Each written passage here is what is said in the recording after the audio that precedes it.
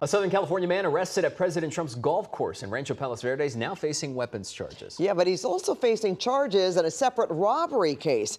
And CBS LA's Lauren Pozen spoke with the alleged victim in that case. She's live right now in downtown LA. Lauren? Well, Pat, two separate cases here. First, let me explain why we're outside the federal courthouse. Federal prosecutors told us that there was a possibility Taylor would make his initial appearance today in federal court. That did not happen. Now, as for the second case, it's a state case, robbery case out of El Segundo. And in that one, we did speak with the alleged victim, and he told us he had no idea Taylor was even arrested until we called him.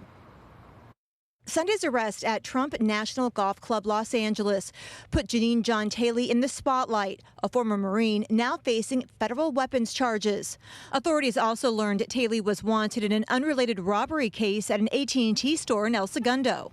The alleged victim in that case told us he was working there when Taylor walked in last November. The way he was talking, he was reporting something to someone, like he was recording or doing some sort of voice talk to someone, or I don't know what that was. He asked us not to show his face out of concern for his privacy, but told us Taylor accused him of recording him with his meta glasses while he was inside the store trying to transfer his phone number. I said, I'm not recording you. And then I went to go mind my own business.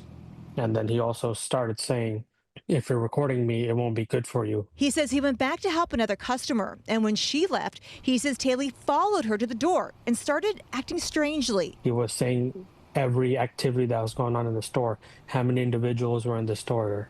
He was saying stuff like, oh, there's two males in the store, one female in the store, there's two exits to the store, there's X amount of cameras in the store, stuff like that. He says Taylor left, but came back, demanded his information be deleted, then left again. And then within like a couple minutes, he walked in. I was standing by the door.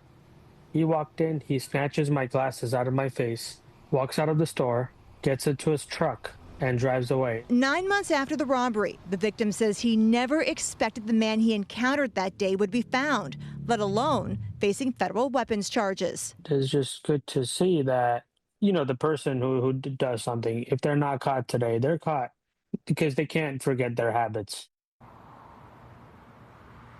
Taylor pleaded not guilty in the state robbery case. As for the federal case, we're still waiting on a court date for that first initial appearance. Reporting live in downtown Los Angeles, Lauren Pozen, CBS LA. All right. We'll look forward to that update as well. Thank you, Lauren.